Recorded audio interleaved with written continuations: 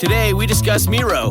Today, I want to talk about the hellscape that is technical diagramming, right? Everybody's nodding their heads right now, And there is a potential solution that I want to share. There was one name that several people brought up. I did some digging, and it's kind of nuts how much this program Miro has for developers. I have to share this. It could potentially be a game changer for you. So my favorite part about Miro is that half the work is already done. Like right now, typically we spend hours starting diagrams from scratch, gathering information. You get buy-in from every team. That's a lot of work to do. But Miro has a full set of integrations with the tools you're probably already using. And they also offer open APIs and SDKs for custom solutions for all those niche diagramming use cases we have to do, right? So the end result is the same, but it doesn't take forever. It's a massive, massive time saver. I'm transforming basic flowcharts and network architectures, and it all lives in one place. So are you using Miro? Have you used it? I want to hear. That's MIRO.com. Edit audio. When I was in the 6th grade, I was a huge tomboy.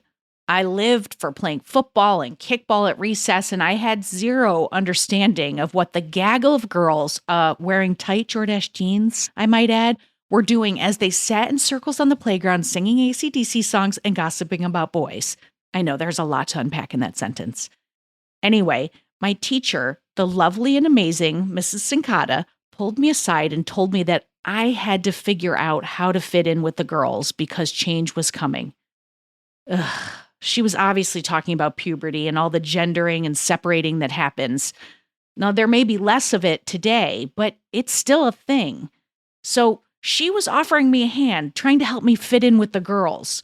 So she offered me $1 for every day that I wore a dress. Now, that was big money back then.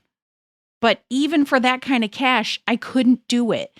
Wearing dresses was not who I was. It's still not, if I'm being honest, though I will pop one of those things on for a wedding or a commercial audition if required. But even then, I sort of feel like I'm in drag. And that moment with Mrs. Sincata was the first time I was forced to confront the idea of fitting in, of other people's expectations of who I am versus feeling like myself and okay in my own skin. I had to decide, what was I willing to lose in order to be me, to feel like myself? Hello, folks. I'm Robin Hopkins, and this is Well Adjusting, where I talk to people about life stuff, but not in an NPR way, more like we're at the bar, we're having cocktails, and I am getting into your business sort of way. Oh, we love a cocktail. Oh, and producer Steph is here too. Oh yeah, hi, that's me. Today we chat, dressing for success, but also dressing to feel like yourself. Ooh, Larkin. I love this interview. Okay, I love all my talks with all my people on this podcast, but I especially loved this one. Mostly because it seemed like this surface level topic, which is how do you dress in the workplace so that you feel like yourself, but still fit in with corporate culture. But we took this conversation deep and intense, and we covered a lot of ground, from insecurities to being a baller badass bitch. Wait, can I still say bitch stuff? Yeah, I'll allow it. Okay, sweet. All right. Let's get on with our badass selves, shall we? Okay, whatever. Steph. My name is Larkin. I am 26. I grew up in Virginia. I use she, her pronouns and identify as queer, Asian American, and I work as an interior designer. Ooh. In the city. So I moved from DC, Washington, DC, and I worked there for a few years in design, and now I work here in New York. It's a client-facing profession. So every day, basically my job is meeting clients, and we're on a rotation with all the other designers. And so essentially your turn is what you're given, so you make the most of it. So it's a lot about your experience with this certain specific client. So like if you make a good impression, their first, I guess, like picture idea of who you are really matters. Mm-hmm. So that first interaction, I would say, does make me very conscious of what I wear and does make me feel like I do have to dress up. I would say like it's very different in New York rather than DC. I think it was much more political, corporate down in DC, but here it's like, what designer piece are you wearing? Are you wearing a suit? Are you wearing this and that? And just like, as long as you look good and as long as you look fashionable and presentable to a client, it's kind of like pretending you're a rich person talking to a rich person. I feel like so much of grown-up life in the workplace is pretending. Yeah, like just having the loudest voice in the room, sounding like you know what you're talking about, not speak when you ask questions. Like these are, because that makes you look like you don't know what you're talking about. So much of it is what you project. But I mean, I have like a million questions. Like, what is your style? Well, I feel like my fashion is like two sides of a coin. Outside of work, it's super casual, very queer. I feel like I have a lot of queer friends and like to go to queer spaces, so can express myself like that. What does that even look like for you, though? Like, because it is an audio show. So what does that mean? Because to me, like, and I'm an older, I wouldn't even say queer, I'm just like an older lesbian. Mm-hmm. So like, to me, it's like t-shirts and shorts. But that's not at all what it is for you kids.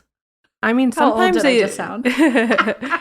No, not at all. I feel like sometimes it is just like t-shirt and shorts. I feel like it's a lot about like accessorizing for me. Like I wear like a lot of rings on my hands, which ultimately feels very queer. So that's how I maintain some authenticity to who I am, even when I'm dressed more corporate.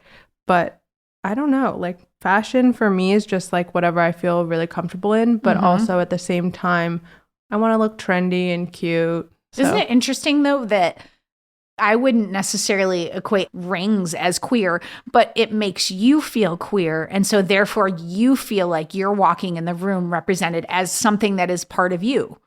Do you know what I'm saying? Like I never want to walk into a space and not feel like myself. And that happens in certain spaces where everyone looks different from me and is maybe really together. Like years ago, Los Angeles, the entire city of Los Angeles gave me like absolute anxiety because I was like, everybody looks put together and I feel like a disheveled mess that I am. But it's like, it's so much of it is a feeling. It is. I think that's what it comes down to. Like how, when you look in the mirror, how do you feel? Do you feel confident? Do you feel like it's yourself? There's a lot of times where I feel like I am pretending in the workplace. Well, but I we feel all like are. My favorite work outfit is, and I feel like my colleagues are so tired of me wearing this suit, but it's like burgundy maroon suit. Already love it. And then like black Doc Marten loafers, and then either like a black button up or like some sort of cool like tank top that can be a little bit interesting, but not too crazy. So what's you in that outfit? Definitely the loafers. I love Doc Martens. I heard that immediately. I was like, I heard Doc Martens. I was like, that's her gay part. Yeah. I feel like that's is secretly being gay, you know? A nod and a wink. Yeah, exactly. Exactly. That and just like, I don't know. I feel like pretty confident in a suit. Okay. I feel like even though it's more corporate, if I do it in like burgundy or a fun color, it feels more queer, ultimately. What do you feel like is expected of you in the workplace that you may or may not be doing or that you're resistant to, or just maybe like, what do you think are the rules that you're supposed to be playing by that you're objecting to? Ultimately, I feel like I am in a workplace that's very accepting of queer people, which is nice, but mostly male identifying queer people. It's design, so you're going to have a lot of gay men as your designers, which is totally just part of that kind of career. But at the same time, I feel like the expectation is, I don't know, like you're a part of the queer community, so we really want you to show up also and like represent, especially in the workplace. That being said, I love all my like gay coworkers. I think that I'm the only queer female in the office. So does that put a pressure on you? Definitely. I went to my colleague's wedding about a month and a half ago, and I was the only woman in a suit. And I was fine with that. Yeah. But it's very like, I feel like heteronormative space, especially if you're a gay man, you just wear like a suit, you know? Right, those just spaces. A fabulous, expensive suit. Exactly. In your line of work. Right. I mean, I'm stereotyping, but I mean, I feel like I was a phys ed major at one point. Stereotypes exist for a reason. I was a phys ed major at some point too. This is what I'm saying. Yeah. Steph's probably going to cut this because she thinks it's like leading into like the man and the patriarchy, but it's like, it is real. If anyone could see producer Steph's face right now, she's literally making the face that's like, Robin, We've Focus. talked about this. You should do better. Okay, so we'll have to talk phys ed later, but okay, go ahead. Yeah, ultimately, I do feel like I have to show up, and that's fine. Mm-hmm. And I can do that. But, and tell me if I'm wrong, to a certain extent, it's not fine. Not fine in the sense that it's affecting you. And it's something that you have to think about as you go into the workforce, right? Or when you go into your day. Right. Yeah, it really is. Like when I get dressed for work, sometimes I have a moment of panic because I'm like, oh, wow, I already know that my female coworkers are all going to be wearing like high heels and dresses today. My male coworkers are going to be wearing button downs. And I'm like, well, I like consider wearing a dress for like maybe all of a half of a second. And then I'll put on pants and like a suit and just be like, okay, this is fine. And I kind of blend into the sort of the guise of the office. It's quite interesting actually, because I work for a French company. So a lot of my male coworkers are French and they all smoke cigarettes. So it's interesting. Like none of the girls smoke cigarettes. So it's this like weird kind of thing where if I'm wearing a suit, like I'll go out and smoke a cigarette with some of my French colleagues. And I feel like one of the boys almost, and it's like accepted.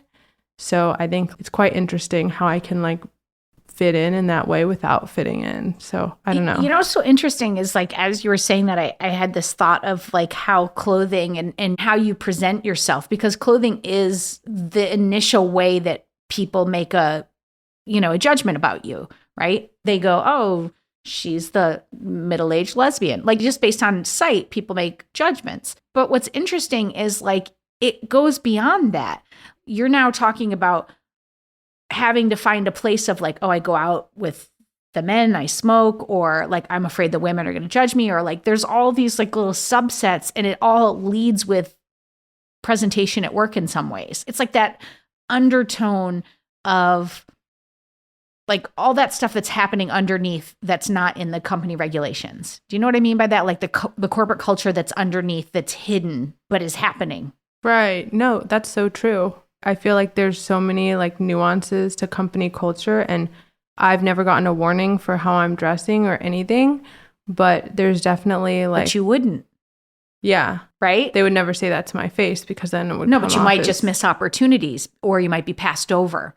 Not you, but one. Yeah, I mean, I think that like strangely, sometimes I feel like it's in my head that people are looking at me differently, when really I feel like everyone's just trying to act normal. Like it's a very normal workplace, I feel like. Sometimes I feel a little bit out of place, but I feel like at least my close team really like has my back for anything. They're like, oh yeah, you should totally wear a suit to the wedding. Do it. Yeah. But then like, other people in the larger corporate, I think, are a bit different. Well, like as we're talking, I can't help but think of like two things. Like what is the subculture that's actually happening? And then what is your perceived concerns or you trying to find your place? There was this lesbian that I met when we first had our kids, and she was so fucking cool. Shout out to Ruth Rowe. I hope she's listening. Like we met them at like the center, and they had a kid around the same time we did. And she was like this engineer, and she was this fucking powerhouse of a lady with a mohawk. And I was just like, she was like a badass. And her wife was so cool. And we went to their house, and all my wife and I did was walk around and be like, I just wish we were as cool as Ruth Rowe and her wife, Amy. We were like, how do we be as cool as Ruth Rowe and Amy? Like they had this gorgeous apartment. Every single thing was like, oh, that's a clock from, I knew where it was from. And that's from Design Within Reach. And everything was so put together. But tying it back to what you're talking about, Ruth Rowe, oh my God, I'm going to have to get permission from Ruth Rowe, but no, I'm just going to tell Ruth Rowe she's had this kind of an impact on us. But she, as far as I could tell, her style was very sort of like, masculine, but she just looked really cool. And she had a confidence about her that we were very drawn to. And I bet she killed it in the workplace. And I knew other people who knew her in the workplace, and it seems like her career is really successful. And she's not playing into any stereotypes, and engineering is a male-dominated area as well, I think, in general. And so what I'm getting at in a very long-winded way is it seemed like she led with confidence and with style, and she felt at home within herself, and then everybody accepted her. And so I'm wondering with you, like, where is it between, is it maybe like you're not feeling at home in yourself and maybe nobody else even notices? Or on the other side where there's this culture and people do notice, or somewhere in between? I feel Did like you even follow the thread of that? Because if you did, you're my hero. I think I understand what you're saying. I feel like it's a spectrum of like, am I internalizing all of these feelings of doubt and everything is really fine? Or are there like some moments of judgment when I'm, dressing a little bit more like stereotypically queer? So I think honestly, it's kind of in the middle. I think there's always going to be like, when corporate comes to town or when there's like bigger corporate gatherings, I think something that's expected is for everyone to always look nice because we are client facing.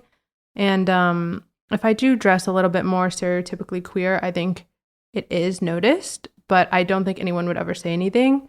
And I feel like I just try to lead with confidence. Like, and stereotypical queer doesn't have to mean disheveled. In my case, it does, but it doesn't have to mean like you could come in a fucking power suit that's actually you bought off a man's rack and lead with confidence and be rocking it and it looks super professional. You do work in an industry that's more creative and you're in New York, which is a bit of the bubble.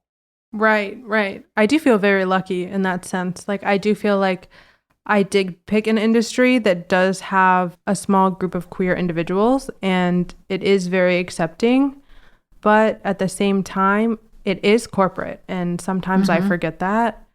We have a little bubble at like our personal showroom where I feel like very included, very accepted, very close with my colleagues, and we have fun together. We go to dinners and we do things together and it's super fun to have like a nice community there. But like I'm saying, when it's like a larger group, it does feel different. Yeah. So I have to be like hyper aware of that when there's, different people that are higher up in the company coming to town or. Which is true of anyone. Like you don't show up at a wedding in your best, they could be the coolest, like Gucci shorts. Does Gucci make shorts stuff? Okay, they do. Thank you. But you wouldn't wear that to a wedding. There is time and place. And there is like understanding time and place of your company and of the corporate, the rules that are written and the rules that are underneath, so it is a quagmire of what to do. Right. But what I find really interesting about our talk is I've just never given a fuck about that because I was always just like, I hate this. It's stupid. I don't want that. Like, I want to be comfortable. I work better when I'm comfortable. I'm optimized in shorts. If you put me in a dress and I'm feeling chub rub, guess what? I'm not going to be optimized. I'm going to be thinking about the chafing that is happening between my slightly chunky thighs as I walk to the bathroom. I am not going to be thinking about the deck that I'm supposed to be making. So like I've always argued, why can't, like, I'm not saying everyone should come in pajamas, but why can't I come in comfortable? But the reality is that that's not the rules at a lot of places. So for me, I chose a place where I could make the rules worked for me. But for you, I feel like there's an underlying confidence thing in the question, or maybe confidence is an unfair word, but like an underlying, like, I'm trying to find out who I am in these spaces. Yes. That feels more fair. Yeah, honestly, you hit the head on the nail. Like, I mean, the nail on the head. Whatever the expression. I hit something. Yeah, you got it. I feel half like a drink in, guys. A half a drink in. Only half a drink. Yeah. Let's see where this goes. Keep drinking. I feel like being a queer person in different spaces is always like a time of discovery. I feel like, can I be more queer in some spaces? Can I be less queer in other spaces? And it's like all trying to balance being authentic to myself at the same time as like adhering to the rules. Like sometimes I worry about making people comfortable, like my clients. Yeah. I don't want to be too overtly like queer in some ways because I don't want the interaction to be about that. I would just want to do my job and design people's homes. Is that who you are in most spaces, is a person that doesn't want to make people uncomfortable? Does that bleed over? Yeah, I'm working on it. Honestly, I feel like I'm a people pleaser sometimes, but it's like kind of an end of that era for me. Yeah. I feel like you could take up more space. I mean, I don't know. I mean, we just met, but it just is like an instinct I'm getting. Like, I don't get any impression that any part of you would be leaning in so much I'd ever feel uncomfortable. I feel like you yelling, I'd be like, I can barely hear you. Like, you know, you don't want to see that. You don't want to see that. I kind of do now. Like, what would you feel like you need to do so you felt represented and like you were taking up space and like you were wearing what you wanted to wear? Well, I feel like I definitely don't take up much space, and I never have. I feel like learning myself and like the different identities that I've had, like being adopted, being queer. I didn't know that. That's interesting. Yeah, another layer. Yeah. Yeah. Adopted, queer, Asian. It's just like a whole mix of like, who the fuck am I, honestly? That's a lot of places where you're looking around and going, where's my place? Where do I fit in? Those are all, every one of those in and of themselves. Mm-hmm. Mm-hmm. Yeah, so just figuring that out and like really like getting a sense of who I am. I feel like in college I was like president of the gay club, which was super fun. And I feel like I really like came into my queerness at that time. Do you think you did that because you wanted to stake a claim in it? You were like, this is part of who I am? Yeah, I feel like I'm the type of person who, when I'm like trying to figure something out, I really have to push myself to figure it out. Otherwise, I can stay complacent and just be chill about it. So I feel like that's why a lot of the time, like with fashion in the workplace, I'm always super conscious of it just because I'm like, where do I fit in this part of my life? Versus like, I mean, I have the same like, oh my God, what do I wear when I'm going out like on a date, like for dinner with my girlfriend, or when I'm going out I feel to like the when club we did with the free friends. call, you were like, how do I dress for the Pride Parade? We were like, girl, just yeah. like yourself. Like, just this of all the places to be worried about how you dress, the Pride Parade is not one of them. That's the one place where you could just do anything you want to do. Yeah. But actually, like before New York Pride, I feel like I had a lot of friends who were queer who were like, oh my God, what do you wear as a queer person going to Pride? If you don't want to be like over the top rainbow, or you don't want to be like, look like it's your first Pride ever and you were an ally the year before. Like, sorry, I don't know. You can cut that.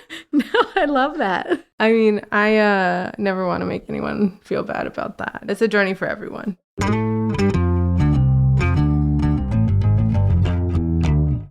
All right, people, raise your hand if you have ever been personally exhausted by email, right? Same, friend, same. We're all so constantly inundated with email. And if you're like me, going through your inbox becomes less about responding to everything and more about just finding a way to keep tabs on the messages that really matter, you know, like the ones from the school telling me my kids are in trouble that I get all the time. Anyway, that's where SaneBox comes in. Think of it as an EMT for your email. As messages flow in, SaneBox does the triage for you, sifting only the important emails in your inbox and directing all the other distracting stuff, you know what I'm talking about, into your Sane Later folder. So you know what messages you need to pay attention to now and what stuff you can get to like eventually after maybe a nap or, I don't know, a cocktail. It also, and I know I'm waxing poetically, but it has some very handy features like the Sane Black Hole, where you can drag messages from annoying senders that you never want to hear from again. Bye, friend. Oh, and it also has Sane reminders to ping you if someone hasn't replied to your email by a certain date. I mean, nothing like having to follow up on your follow-up, am I right? All right, best of all, you can use SaneBox with any email client or phone anywhere you check your email. I mean, come on. See how SaneBox can magically remove distractions from your inbox with a free 2-week trial. That's a deal. Visit sanebox.com/well today to start your trial, and you're going to get a $25 credit. That's sanebox.com/WELL. Go ahead, folks. Get it.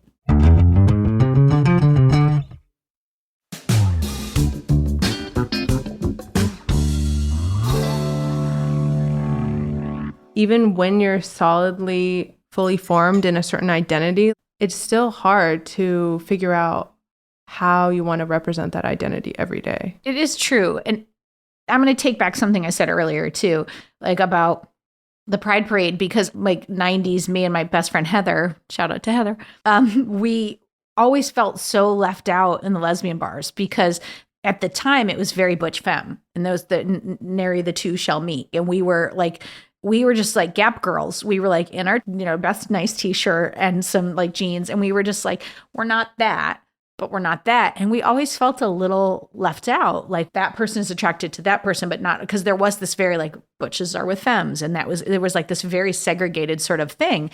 And I did feel like I didn't fit in. And like, I've always looked at myself like, do you know the game Trivial Pursuit? Yes. So you know how that your game piece is a little like a pie holder. And then you put in a little slice as you go along the thing, right? I always personally felt like my gayness is just one slice of my whole thing. Like, and now today as a mom and a wife, like me as a performer, me as a friend, me as a writer, me as a gay person, me as someone who loves sports, me as like, those are all equal parts of who I am. And, my identity as someone who struggled with weight, that has been front and center out in the world. I always think of gayness and weight as that thing someone can say about you when they're mad at you. And I assume like being a person who's Asian, that's a thing someone can say to hurt you. A bad person, obviously, but like I was with my kids and the first thing they said to me, someone was mad at me and they said, I saw them start to say, you fat, and I saw them stop themselves because I had little kids with me. And I remember a time when someone called me a dyke and it was like, I knew that was like the base thing they could say about me to hurt me because they could just do it. And it's just a physical appearance. So physical appearances matter, but it was never, none of those things were ever how I present myself. Like I'm me. I'm like a loud lady who enters and I want to make you laugh. Like that's the biggest portion of my Trivial Pursuit thing. And so I feel like you are trying to find your slices and what's what and how you feel solid in them. Yeah, that's a really good visual representation of the identities, honestly. I feel like my things that people would see are like I'm Asian and I'm queer. Those would be like the two things. And if they know me, I'm adopted too. And I feel like those identities are all like, they're all even, but I've been called dyke. I've had so many people that I've come out to as queer and then they're like, oh, okay. Right. And like would like reference me as their like lesbian friend. And I'm like, great, glad that that's my only identity. Thank you for that label. I was on the playground when I was in literally first grade. I remember it so clearly, and I was super athletic as a kid, so I was like doing the monkey bars better than this guy who was a couple years older than me, and his friends were like making fun of him like, haha, she can do that better than you, and he's like, whatever, she has ching chong eyes. And I went home and I was like, Mom, what does that mean? And she was like, oh my gosh, that's so terrible. And called the principal. It wasn't a fun time, but I feel like those experiences really like make you think about how you're perceived to other people. Yeah. And like that those identities can be either used against you to insult you or that you can embrace them and you can find power in your own identity. Absolutely.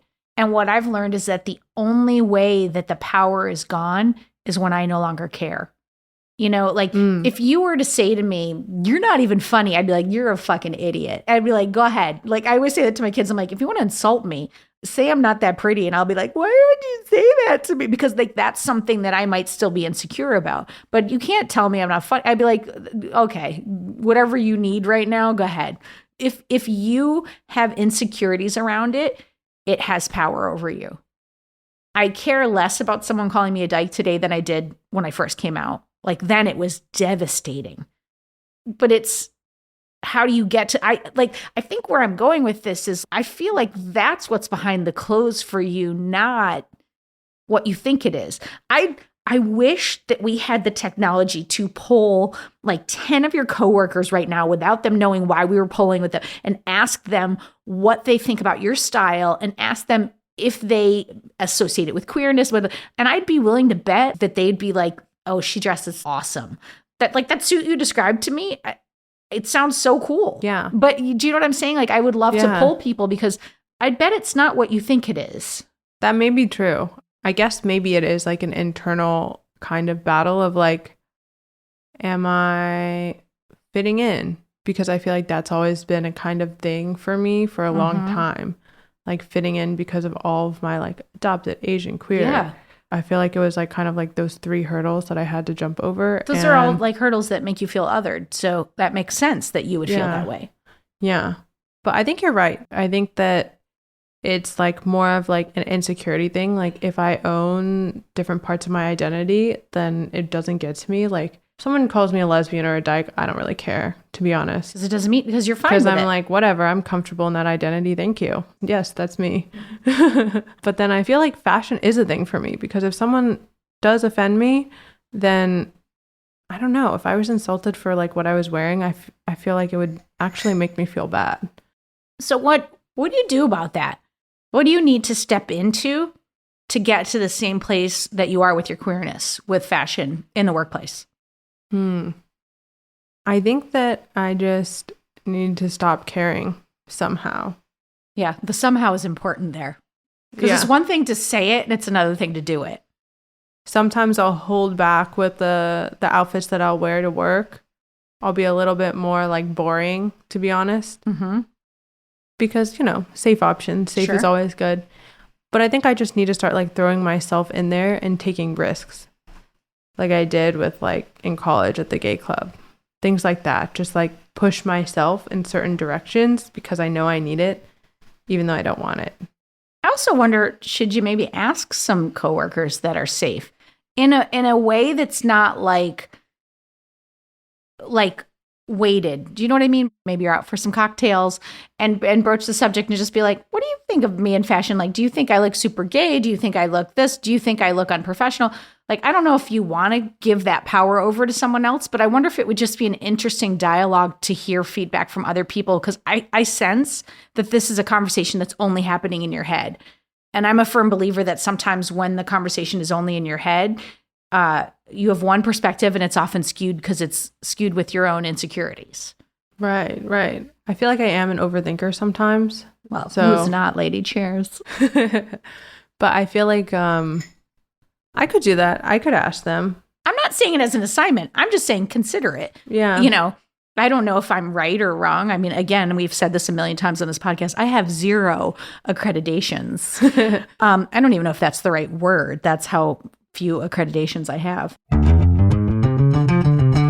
wonder if you just woke up and you looked at your outfits and you were like, this makes me feel good. I feel like the burgundy suit was like, that's my first piece that I was like, I'm gonna need a picture of you in the burgundy suit. I don't care. Like, I'm just gonna like buy this. Yeah. And I wear it all the time and I totally need to get more suits. I feel like you should use the burgundy suit as a indicator of when you've nailed it. And you should only buy shit that makes you feel in the ballpark of the burgundy suit versus what you think everyone else thinks. Because we don't even know if what you think everyone else thinks is real. True. That's totally true. I am going to challenge you for the next like 6 months. When you buy something, you go burgundy suit, not burgundy suit. And if it's not, you put it back. Mm-hmm. That's actually that's like a good like level to hold myself to. Cause you know, like I'm kind of a shopaholic. It's really bad. I'll just like buy like random shirts and never wear them. So I've started to stop doing that. That's a good thing. I only stop doing that. I only thrift now, and I'm like, I don't want to buy any fast fashion, but it's really hard to find like a good solid piece sometimes. It sounds like you enjoy shopping. That's true. So if you enjoy shopping, let's just raise the bar of what you buy. And then see if when you go into the workplace, does it change the conversation? That's a good idea. Do you remember a time at work where you felt particularly judged about something you were wearing? Yeah, I think it was actually in DC. I was like kind of figuring out my style at that point. I think that DC is like way more of a corporate kind of like, you know, a lot of like government jobs and all of that there. So it was like very much wear a suit or you wear like a dress, you wear hideous flats, and it's just like not the vibe, honestly, for me. So I think like when I first got there, like I would really like try to assimilate. And like I worked this like design job in Georgetown, and like the lady was nice, but like first job out of college, you don't have a ton of money. Yeah, You're like coming into your queerness, this and that, and like And you're coming into your professionalism at that point too. Like Yeah. when you're just out of college, what do you know about what the workforce wants from you? It's not easy. So it's like the first week of work, I start this job. I have like dress slacks and like loafers that are kind of ugly, but whatever. And like a short sleeve button down. But like I had these clients, and like the job I had was like with this design firm that had a lot of real estate agents. So they're all like dressed to the nines, looking super, super good. Like it's like off of like Love Island. They're like, hair done, nails done, whole face makeup done. They're wearing like some designer whatever suit, and like I don't know. I just felt like I had to observe a meeting, and I just felt super judged by that environment. Did they do something in particular to make you feel judged, or were you just like, I mean, because sometimes someone can just say hi to you and start here and look you up top and down, and that's enough. It was a once over. It was like, oh, nice to meet you. Fake smile with the like half-hearted, the limp wrist handshake. And as they're like smiling, they like do like that thing where they look that look at your eyes, look up and down, and go. Yeah. Mm-hmm. I was like, wow, that was terrible. Yeah, it really got to me for a little bit, but then I was like, whatever, I don't care. Like I'm like basically the admin assistant, so like whatever. But those moments stay with you. Have you ever worked with like a manager or someone who like would show up as themselves at work, like would dress as themselves, and like did that you work for Ruth influence Rowe? Workplace culture? Oh, I wish. Ruth seems cool. That's a good question. Yes. The office in Washington, D.C., my boss, Brian, shout out to Brian. He was one of the best bosses I've ever had. Queer, fun, like older gay man, not that old, but super, super sweet guy. I feel like he would wear the most fabulous outfits. He always had on the best cologne, smelled really good. He really just like dressed how he wanted to though. He could wear like a blazer with some like, like some pattern on it, a little glitz, little glam, like a t-shirt that, work appropriate, but could be a little bit sheer. Maybe like really kind of breaching the boundary. Yeah. Like pushing that a little bit, but in a way that was really tasteful and nice. And I feel like he kind of taught me that as long as you look good, you feel good, you're confident, like you can dress how you want to in the workplace. I do think that is true. You can get away with a lot if you are saying yes to it. But if you're coming in apologizing, people pick up on it and it's over. You have to put out what you want from people.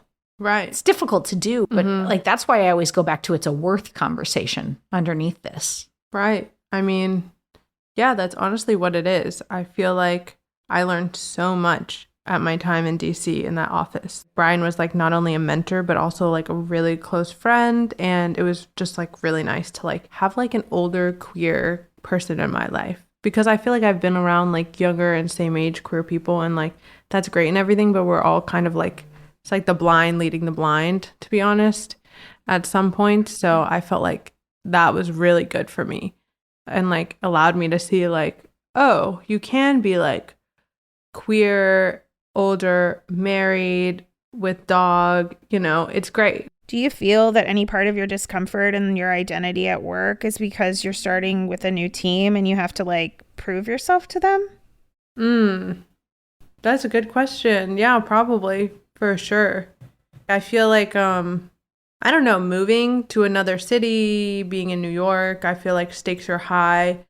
With a new team, it was very much like, how do I fit into the equation? How do I navigate this identity, this and this? But I feel like figuring out how I fit in the team while being under pressure to sell furniture to rich people, it's like I don't have much time to contemplate like my identity and how I fit in. Sometimes it's just like about do your job.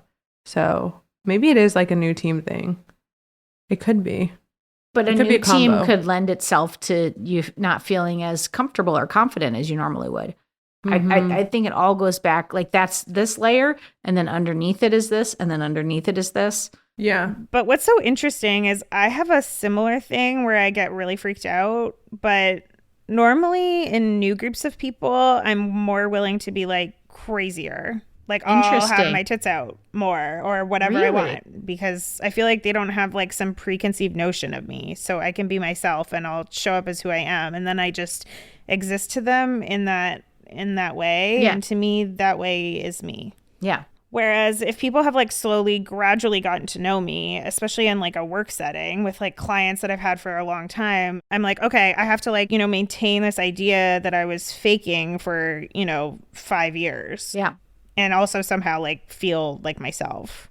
And I think what's interesting about what you said is when I asked that question about like your new team, I was expecting you to be like, no, it's better here because I'm in New York and it's new. And I kind of like, people literally move to different cities to like redefine themselves. Yeah. Like, I exist here. No one knows me. Clean slate. Like, let's fucking go. But you said the opposite, which is just interesting to me because it really does prove your point that it's about like internal worth, because you could make that new situation whatever you want it to be. Yeah.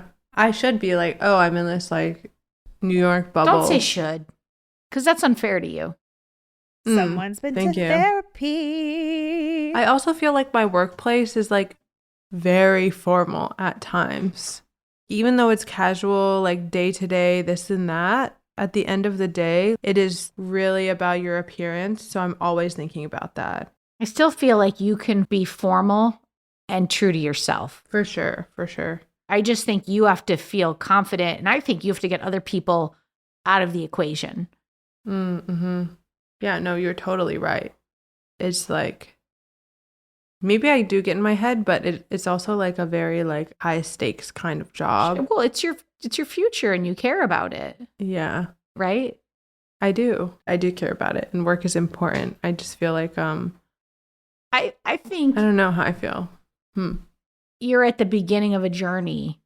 Mm-hmm. In the way that you went to college and you said, I will be president of the LGBTQ association, whatever that was called. You were like, I'm doing that. And then you stepped into your queerness. I think you're at a new phase that you're about to step into who you are in the workplace and what feels right to you, what feels true, what feels like a badass boss, what feels like a power you, like the most work powerful person that you are.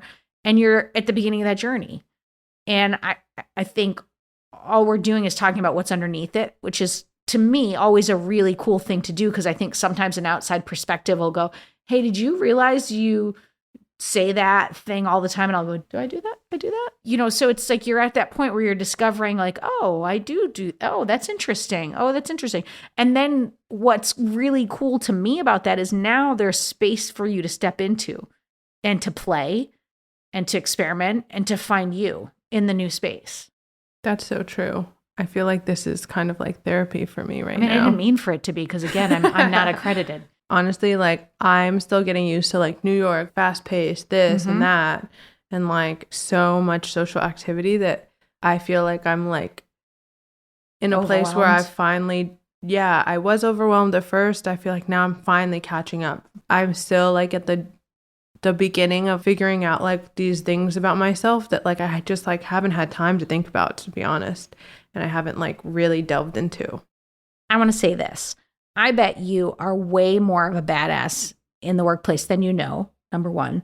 Number two, I can't wait to see your version of that badass suit every single day and you just finding your own space, because to me, the whole thing is just you feeling comfortable.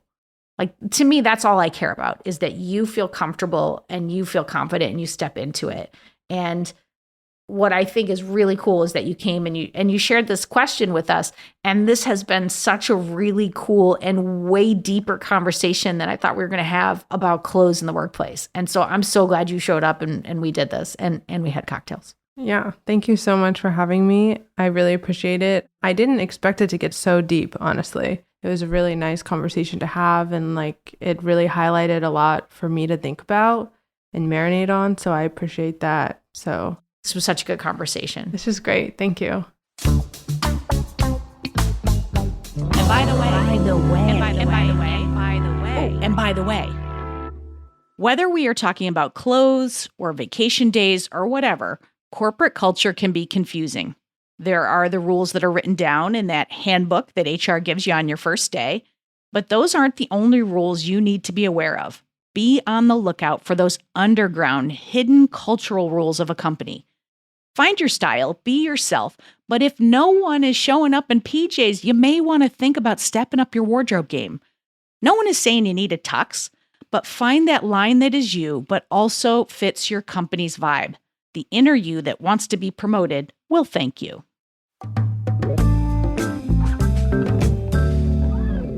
It is that time for our expert of the day. Carrie is a kick-ass executive who retired before 50. And now she's sharing her wisdom on fitting in and being yourself in the workplace. My name's Carrie Sullivan, and I was a corporate executive at Nike for a number of years. What's funny was that when I came from New York, I was overdressed. And so I freaked people out because I was wearing suits and I had a clipboard and I didn't fit in. And I had to learn how to dress casually. And that's the advice I would just give, is to try to just move into how you feel comfortable and just do a uniform that works for you, that is comfortable and can work. And then it becomes kind of your signature. And especially in a design creative environment, that's even more cool, because I had one gal that worked in our team that wore this long black skirt every day. And I was so envious because she looked so comfortable. But then she just would put a denim jacket on, put a leather jacket on, a different blazer, like a t-shirt, like a boots and heels, but she had a signature black skirt that I thought was genius. And it kind of simplifies, because then people hear you. It's like Rachel Maddow's suit, right? You know, Rachel Maddow, like, she just wears the black, very simple makeup, no jewelry, no static. So then your voice is heard. Like, do you want people to hear you or do you want people to see you? Right? Because some people that are seen are bags of bullshit. They are just that. I'm serious. They're just that. They look awesome. They're cool, but they just don't know what they're talking about. They don't have the respect because their words are wishy-washy, or they don't know. They're not subject matter experts.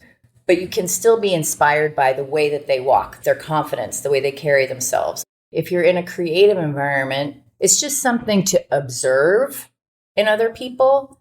And then, who do you idolize in your office? Everybody has the office crush, or you're intrigued by somebody, or you just are like, wow, that person is freaking awesome. The pressure on women to show up in certain ways is there. It has always been there. When you're presenting, that's when the nerves go through the roof, because everybody's critiquing you. From your eyelash to your eyebrows to your shoes, and how you're walking and how you're carrying yourself. So to get through that, it is a centering. They're here to listen to me. I have subject matter expertise, and they're here to listen to what I have to say. I'm already here. Why not give yourself that? I am already here. I exist. I exist at my desk. And I exist in a boardroom of 500 people to present.